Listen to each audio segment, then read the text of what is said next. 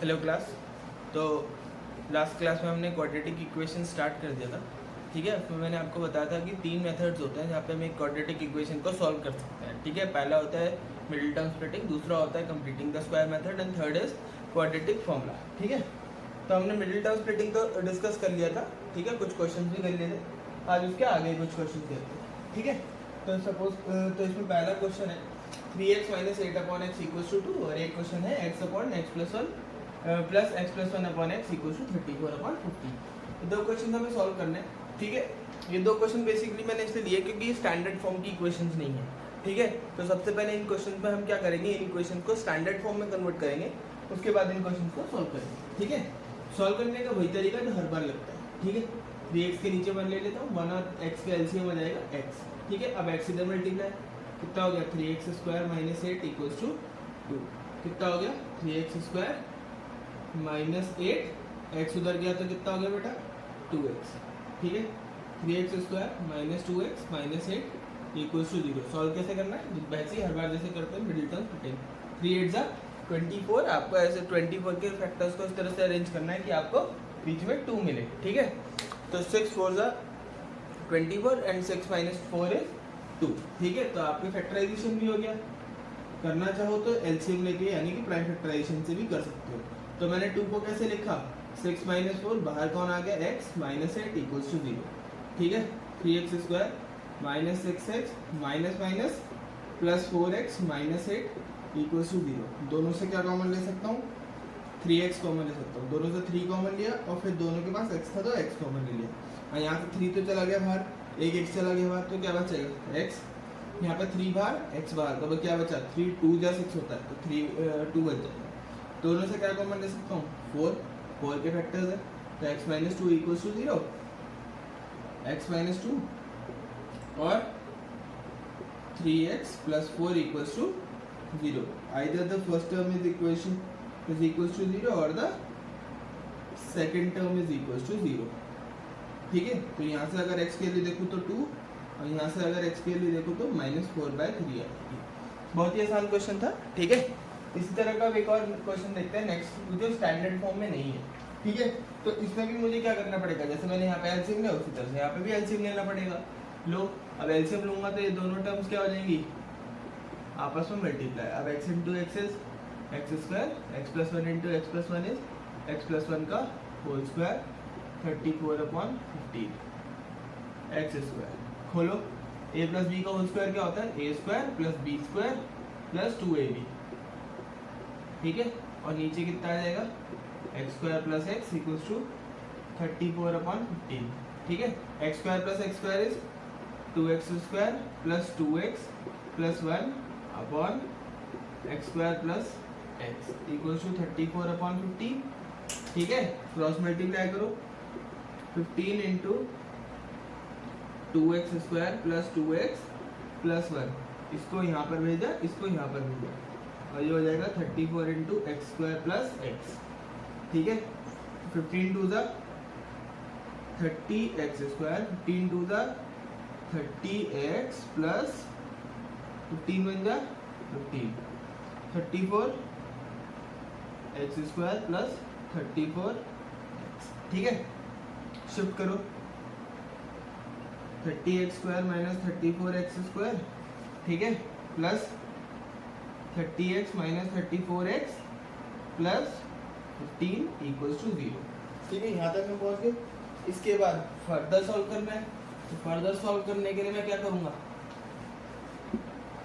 34 में से 30 गया तो कितना बचा बेटा माइनस का 4x स्क्वायर, 34 में से 30 गया तो कितना बचा माइनस का 4x, और ये कितना हो गया प्लस का 15 is equals to 0। Minus sign को चेंज करूंगा तो ये प्लस में हो गया, ये भी प्लस में। अब एक का साइन चेंज करते हैं तो सबका साइन चेंज होता है, तो ये माइनस से प्लस में, ये भी माइनस से प्लस में, और ये प्लस से माइनस में। और 4 इंटू 15 इज 60। अब 60 को इस तरह से अरेंज करो कि आपको बीच में 4 मिले, ठीक है। तो कैसे 12 5 जा 60, चलो करके देख लेते हैं। 60 को अरेंज करना है आपको, ठीक है।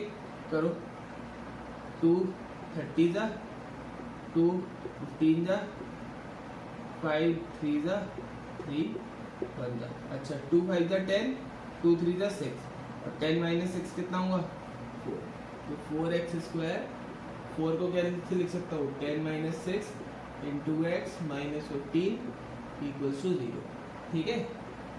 खोलूंगा तो इसे कुछ ऐसा मिलेगा, ठीक है, इक्वल्स टू 0, नीचे वाला पार्ट मिटा देता हूँ। अब दोनों से क्या कॉमन ले सकता हूँ 2x, क्योंकि दोनों 2 के टेबल में आ रहे हैं और दोनों के पास x है, तो 2 कॉमन ले लिया तो 2 बचा, एक 4 था ना, 4 में से 2 गया तो 2 बच गया, ठीक है। और बचा क्या x साथ में, प्लस 2 बाहर x बाहर, तो 2 5 जा 10 होता है।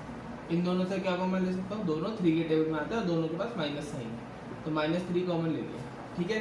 3 माइनस साइन बाहर गया तो ये प्लस का हो जाएगा, और 3 2 जा 6 होता है, तो 3 2 जा 6 और एक x बच गया, ठीक है। उसी तरह से यहाँ पे क्या बच जाएगा 5 इक्वल्स टू 0, तो 2x plus 5 into 2x minus 3 equals to 0, अब 2x plus 5 equals to 0, either 2x minus 3 equals to 0, ये दो चीज़ें हो जाएंगी।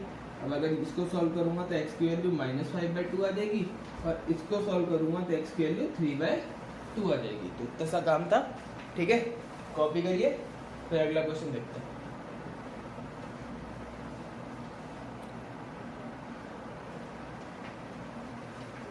अब फिर से हमारे पास 2 क्वेश्चन है, उन 2 क्वेश्चन को देखते हैं। सबसे पहला क्वेश्चन है a upon ax minus 1 plus b upon bx minus 1 equals to a plus.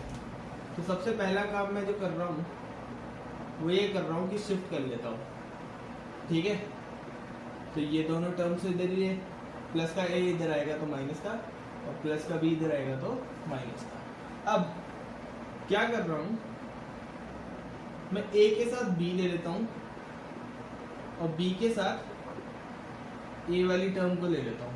अच्छा, ऐसा मैंने इसलिए किया, ऐसा मैंने सिर्फ इसलिए किया क्योंकि अगर मैं a के साथ a वाली टर्म लूँगा ना तो मेरी इक्वेशन जो है वो a की फॉर्म में बन जाएगी, और दोनों से मैं कोई भी टर्म कॉमन नहीं ले पाऊंगा।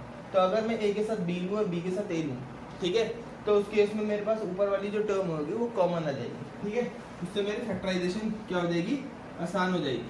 तो एलसीएम लूँगा इसके नीचे 1 लगा के, तो ax minus 1 upon ax minus 1, बीच में क्या बचेगा प्लस, फिर b into a into b x minus 1, तो नीचे क्या बचेगा बी एक्स माइनस 1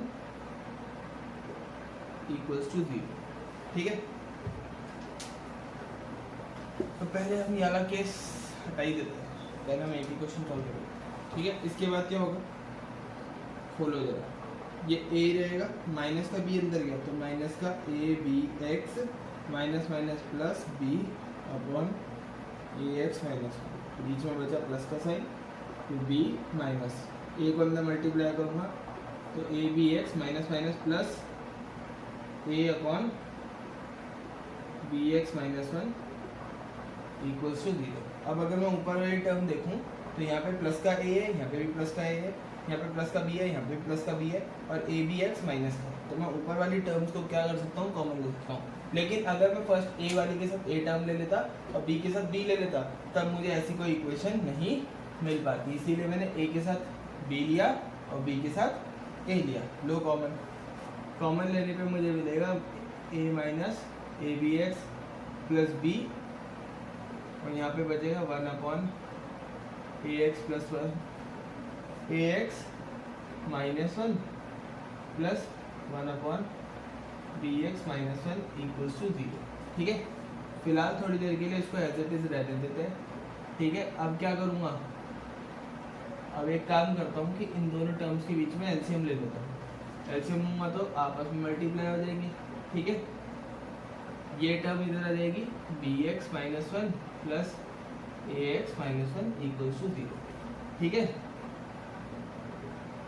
अब a minus a b x plus b बाहर आ गया, इन दोनों से x कॉमन ले लेता हूँ। अगर x कॉमन ले लूँगा तो अंदर क्या बचेगा, a plus b minus 1 is minus 2 upon a x minus 1 b x minus 1 equals to 0। यहाँ तक हम पहुँच गए। अब बहुत ध्यान से देखना जो मैं बताने वाला हूँ। अब दो चीज़ों का प्रोडक्ट जब 0 के बराबर होता है या तो फर्स्ट टर्म 0 के बराबर है, तो ये ठीक है, either the first term is equals to 0 और second term is equals to 0। Second term मतलब x into a plus b minus 2 upon a x minus 1 और बी एक्स माइनस 1, या ये वाली टर्म 0 के बराबर है। लेकिन जब दो चीज़ें प्रोडक्ट में होती है, इसे तो छोड़े तो बहुत सिंपल है, इसकी बात करते हैं। अब अगर मैं इसकी बात करूँ तो इसमें एक टर्म ऊपर है एक टर्म नीचे, और दो चीज़ों को डिवाइड करके मुझे मिल रहा है रिजल्ट 0। तो 0 सिर्फ एक ही केस में मिलता है, जब ऊपर वाली टर्म 0 होती है।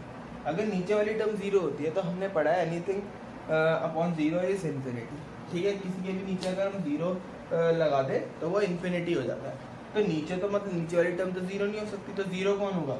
ऊपर वाली टर्म, ठीक है। तो बस अब हमें x की वैल्यू निकालनी है।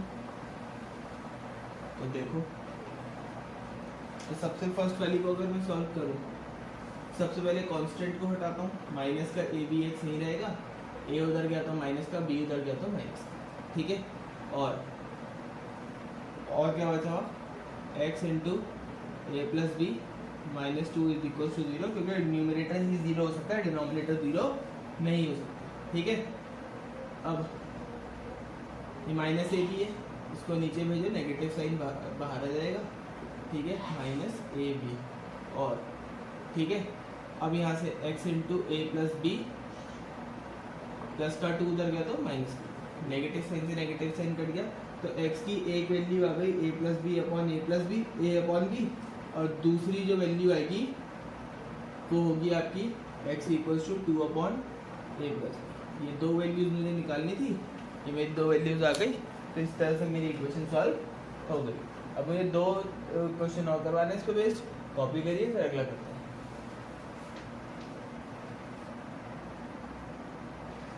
तो अब हम अपना अगला क्वेश्चन देखते हैं। तो अगला क्वेश्चन है under root x into x minus 7 equals to 3 root 2, ठीक है। तो अब इसमें प्रॉब्लम ये है कि यहाँ पर अंदर तो प्रोडक्ट की फॉर्म में अगर इसे मल्टीप्लाई करूँगा तो क्वाड्रेटिक फॉर्म मिलेगी, लेकिन ऊपर अंडर रूट है, ठीक है। अच्छा, यहाँ का हमें कोई मतलब नहीं, हमें मेन अंडर रूट से यहाँ मतलब है, तो अंडर रूट को हटाना पड़ेगा, और अंडर रूट को हटाने का क्या सिंपल सा तरीका होता है? Squaring both side. जैसे मैं स्क्वायर करूँगा अंडर रूट हट जाएगा, ठीक है। 3 का स्क्वायर कितना हो गया 9, और रूट 2 का स्क्वायर कितना हो गया 2, ठीक है। तो x into x is x square minus 7x, और ये कितना हो जाएगा माइनस का 18 इक्वल्स टू 0। अब साइड सी बात है, 18 को इस तरह से स्प्लिट करने की 7 मिल जाए। अब 9 into 2 is 18 and 9 minus 2 is 7, तो 9 minus 2 is 7 into x minus 18 equals to 0, ठीक है। X square minus 9x minus minus plus का 2x माइनस का 18 इक्वल्स टू 0। क्या कॉमन ले सकता हूँ? x minus 9। क्या कॉमन ले सकता हूँ? 2x माइनस 9, ठीक है। x माइनस 9 कॉमन ले लूँगा तो x प्लस 2 इक्वल्स टू 0 मिल जाएगा।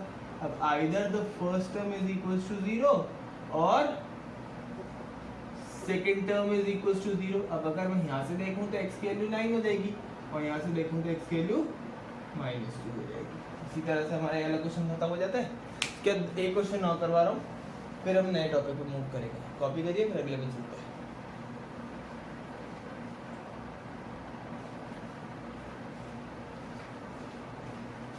तो अब यहाँ पे बोर्ड पे 2 क्वेश्चन लिखे हैं, ठीक है।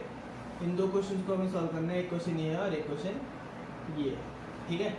तो फर्स्ट क्वेश्चन में उसने बोला use substitution y equals to 3x plus 1 to solve for x, ठीक है। इस इक्वेशन को x के लिए सॉल्व करने के लिए आपको सब्स्टिट्यूशन करना है y equals to 3x plus 1, ठीक है। अब इक्वेशन देखो, सबसे पहले तो इस क्वेश्चन में आपको अगर एक जो चीज़ अलग दिख रही है वो ये दिख रही है कि यहाँ पर x नहीं है, यहाँ पर x की जगह पे क्या लिखा हुआ है 3x प्लस 1। क्या लिखा हुआ है 3x प्लस 1, ठीक है। तो थोड़ी देर के लिए क्या करो, लेट 3x प्लस 1 को हमने y बोल दिया। अब जैसे ही मैंने इसे y बोला, ये इक्वेशन y के लिए क्वाड्रेटिक इक्वेशन बन गई, ठीक है। अब इसे सॉल्व करो, 5 8 जा 40, 40 को इस तरह से अरेंज करना है कि आपको 6 मिले। अब 4 into 10 is 40 and 10 minus 4 is 6, ठीक है। तो हमें 6 मिल रहा था, तो हमने ढूंढ लिया। कैसे? अगर 10 में से 4 को माइनस कर दें तो 40 मिल जाएगा। ठीक है, तो 5y² खोलूंगा, कितना मिलेगा 10y माइनस 4y माइनस 8 बराबर 0। दोनों से क्या कॉमन ले सकता हूँ, 5y कॉमन ले सकता हूँ, तो क्या बचेगा y+2। दोनों से क्या कॉमन ले सकता हूँ, माइनस का 4, क्या बचेगा y+2 इक्वल्स टू 0। ठीक है, उसके बाद y+2 क्या ले सकता हूँ, कॉमन ले सकता हूँ, अंदर क्या बचेगा 5y माइनस 4 इक्वल्स टू 0। अब अगर इसको कंसीडर करा जाए तो y+2 इक्वल्स टू 0 और 5y माइनस 4 इक्वल्स टू 0। अब y की वैल्यू यहाँ से देखूँ तो -2 और y की वैल्यू यहाँ से देखूँ तो 4/5 आ जाएगी। बट मुझे क्या y की वैल्यू निकालनी थी, नहीं, मुझे तो x निकालना है। y क्या है 3x + 1 इक्वल्स टू -2 और 3x + 1 इक्वल्स टू 4/5। 3x -2 पहले से था, प्लस का 1 उधर गया तो माइनस का 1, तो 3x इक्वल्स टू -3, तो x कितना हो गया -3/3 यानी -1। तो एक x की वैल्यू कितनी आ गई -1। अब दूसरी वैल्यू निकालनी है हमें, निकालो। तो 3x 4/5 -1, ठीक है, कितना हो गया, एलसीएम लूंगा तो 4 - 5/5 यानी कि -1/5, कितना -1/5। ठीक है, कुछ पार्ट यहाँ सॉल्व कर लेते हैं, इतनी सी जगह चाहिए बस। अब 3x किसके बराबर आ गया, 3x बराबर आ गया -1/5 के। ऊपर का 3 कहाँ चला जाएगा बेटा, नीचे, यानी कि -1/15। तो x की एक वैल्यू -1 है और एक वैल्यू -1/15 है। ठीक है, कॉपी कर लेना, फिर अगला क्वेश्चन देखते हैं। ठीक है, अब अगला क्वेश्चन उसने बोला कि अगर find the values of x। ठीक है, मुझे वैल्यू x की निकालनी है, लेकिन p + 4 = 0 दिया है और q - 12 = 0 दिया है, जहाँ पे इक्वेशन में तो ये मेंशन्ड है। ठीक है, अब इस क्वेश्चन में सबसे पहली जो चीज़ है कि p + 4 0 के बराबर है और q - 12 0 के बराबर है, जहाँ पर x² + px + q = 0। अब अगर सबसे पहले मोटिव को देखो, सबसे पहला मोटिव है आपका x की वैल्यू निकालना, and if you want to find the values of x you have to factorise this quadratic equation. आपको इस क्वाड्रेटिक इक्वेशन को फैक्टराइज करना पड़ेगा, और to factorise this quadratic equation you must know the values of p and q। और आपको p और q की वैल्यू पता होना जरूरी है, जो हम कहाँ से निकाल सकते हैं, गिवन कंडीशंस की हेल्प से सॉल्व कर सकते हैं। तो सबसे पहले +7 को शिफ्ट करो, तो जैसे ही +7 को उधर शिफ्ट किया तो -7 आ गया, और जैसे ही आपने 12 को शिफ्ट किया तो +12 आ गया। इक्वेशन में सब्स्टिट्यूट करो, x² माइनस p की जगह पे क्या आ जाएगा -7x + 12 = 0। ठीक है, अभी हमने एक इक्वेशन लिखी, मिडिल टर्म स्प्लिटिंग करनी है, कर दो। अब 12 को कैसे लिख सकता हूँ, 4 × 3 = 12, 4 + 3 = 7। तो फैक्टराइजेशन भी बहुत आसान तरीके की थी इसमें, ऐसा कुछ खास मुझे सोचना नहीं पड़ा। खोलो इसे, -4x -3x +12 = 0।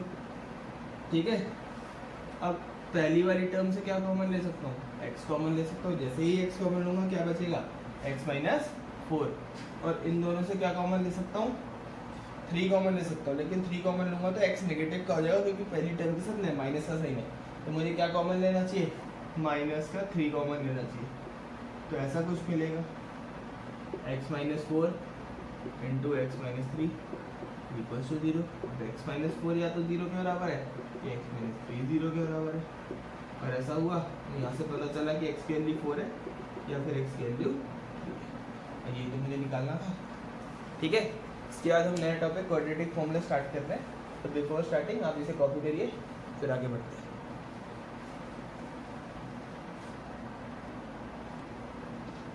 तो हम अपना नेक्स्ट टॉपिक स्टार्ट करते हैं, और दैट इज, वो क्या है, हमारा है क्वाड्रेटिक फॉर्मूला।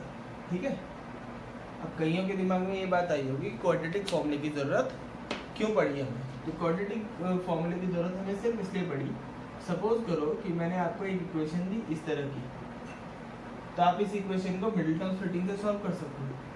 आप इस इक्वेशन को भी मिडिल टर्म स्प्लिटिंग से सॉल्व कर सकते हो, ठीक है। 6 2 12, 6 + 2 8, ठीक है। लेकिन अगर मैंने आपको एक ऐसी इक्वेशन दे दी जहाँ पे इक्वेशन फैक्टराइज ही नहीं हो पा रही है, ठीक है, तो उस क्वेश्चन में एक्स की वैल्यू कैसे निकालोगे? तो उस केस में क्योंकि हम क्वेश्चन को फैक्टराइज ही नहीं कर पा रहे हैं, तो उस केस में हम क्या यूज करते हैं? क्वाड्रेटिक फॉर्मूला यूज करते हैं, ठीक है। तो सिंपल सा सबसे पहले हम फॉर्मूला कंसीडर करते हैं, ठीक है। फॉर्मूला होता है, सपोज करो हमारी स्टैंडर्ड इक्वेशन क्या होती है? ax + bx + ax² + bx + c = 0। ये हमारी स्टैंडर्ड इक्वेशन होती है, ठीक है, स्टैंडर्ड क्वाड्रेटिक इक्वेशन होती है। अभी अगर स्टैंडर्ड क्वाड्रेटिक इक्वेशन को देखें, ठीक है, अब इसमें जो फॉर्मूला होता है वो होता है -b + -b² - 4ac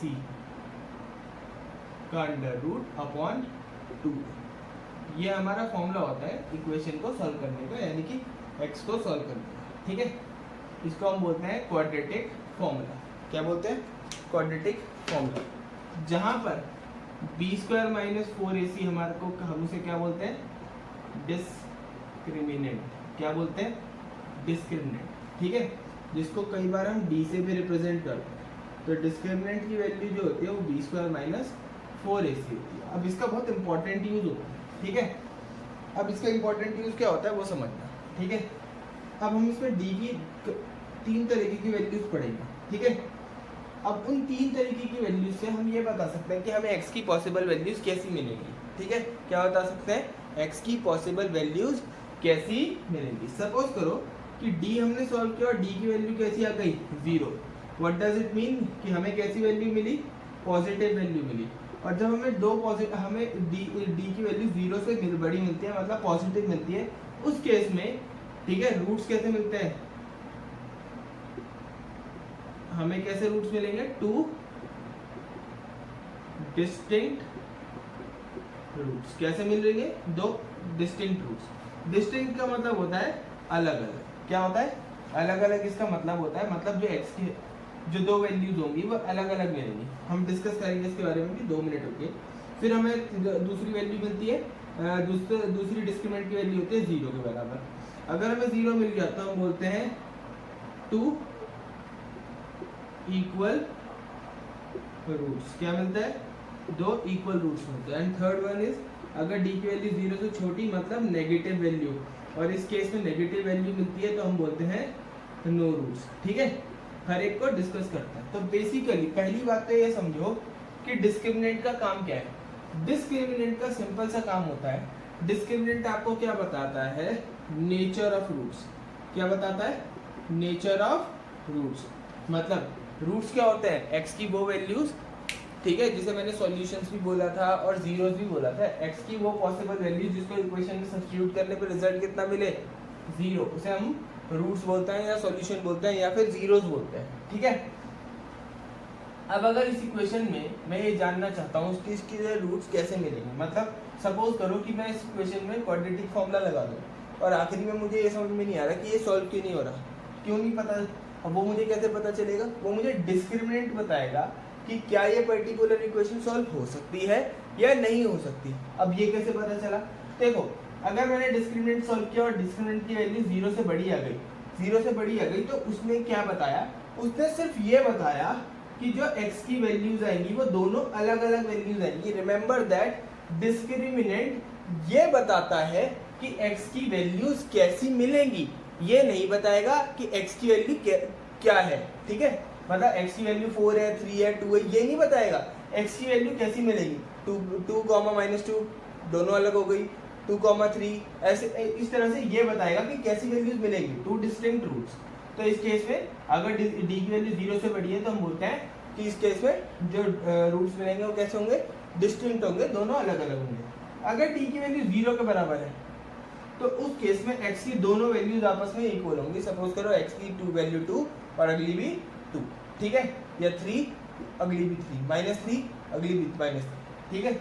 और एक होता है d की वैल्यू 0 से छोटी, ठीक है। इसके ऊपर एक स्पेशल कंसंट्रेशन करेंगे, ये बहुत इंपॉर्टेंट पार्ट है, ठीक है, आगे की क्लास के लिए भी। तो ये एक बहुत ही इंपॉर्टेंट पार्ट है। तो इसको हम आगे डिस्कस करेंगे। फिलहाल हम सिर्फ ये समझते हैं कि अगर डी की वैल्यू 0 से छोटी मतलब नेगेटिव, उस केस में हमें एक्स की कोई वैल्यू नहीं मिलेगी। तो अगर हमें एक्स की वैल्यू कोई नहीं मिलेगी तो उस केस में हम क्वाड्रेटिक फॉर्मूला भी यूज नहीं करते। ठीक है, कॉपी करिए, फिर इसके ऊपर बेसिक क्वेश्चन देखते हैं।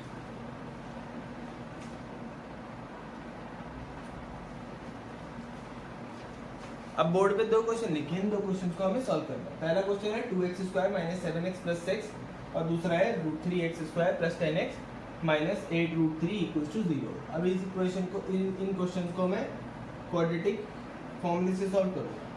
ठीक है, अब क्वाड्रेटिक फॉर्मूले में मैंने एक चीज बताई, उसे हम क्या बोलते हैं, डी, डिस्क्रिमिनेंट बोलते हैं। और ये हमें क्या बताता है, नेचर ऑफ, क्या बताता है, नेचर ऑफ रूट्स, यानी कि x की पॉसिबल वैल्यूज किस तरह की होंगी ये बताता है।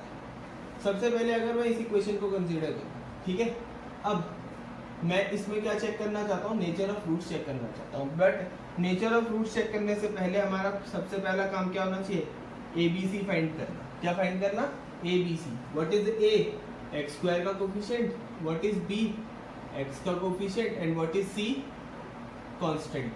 ये हो गया। अब सबसे पहले डिस्क्रिमिनेंट क्या होता है, B² - 4AC।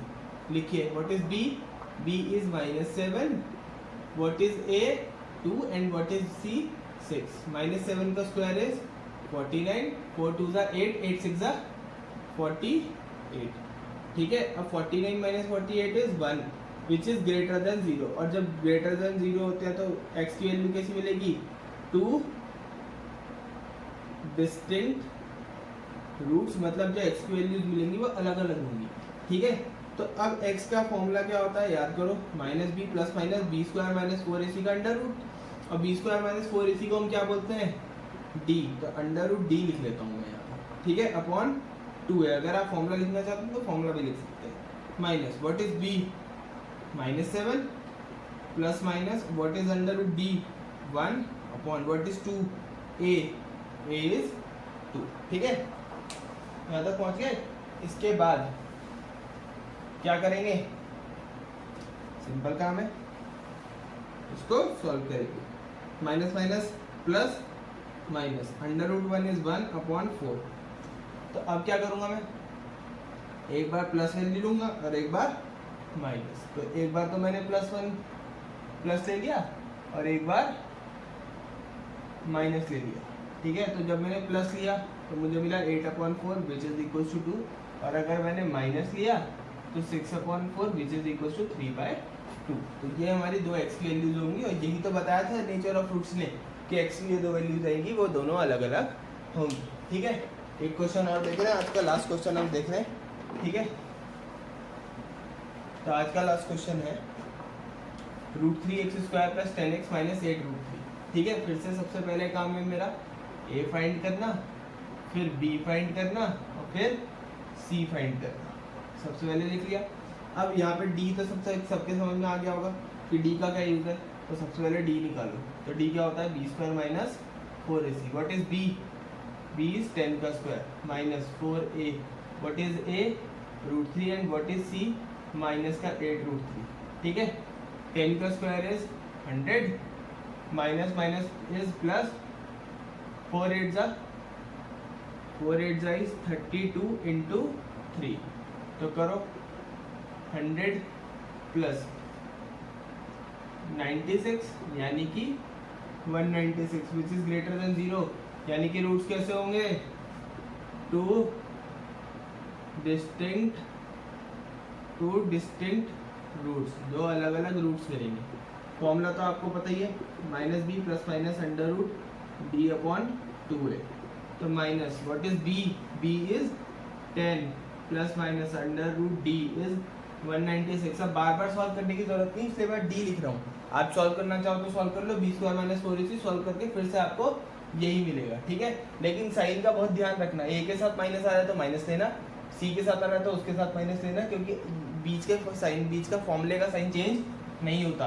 ठीक है, कई बच्चे यहाँ पे गलती कर देते हैं, तो बता रहा हूँ मैं आपको। माइनस का 10 प्लस माइनस 196 किसका स्क्वायर होता है, 13 का, और नीचे कितना हो गया, 2 √3। क्लियरली अगर मैं इसे प्लस माइनस भी लूँ तो मैं इसे सॉल्व नहीं कर सकता, तो अगर आप लेना चाहो तो ले लो।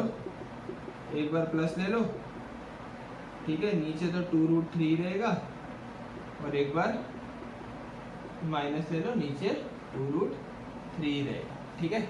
आगे सॉल्व नहीं होगा, इसको सॉल्व कर, इसको ऐड कर लो तो 2√3 और ये सॉल्व करके मिलेगा -23/2√3, ठीक है। इसके बाद नेक्स्ट क्लास में हम डिस्कस करते हैं, ठीक है। आज आप इतना पढ़िए, फिर अगली क्लास में हम इसके आगे कुछ और क्वेश्चन देखेंगे और फिर डिस्क्रिमिनेंट के ऊपर बेस्ड कुछ और क्वेश्चन देखेंगे। Thank you.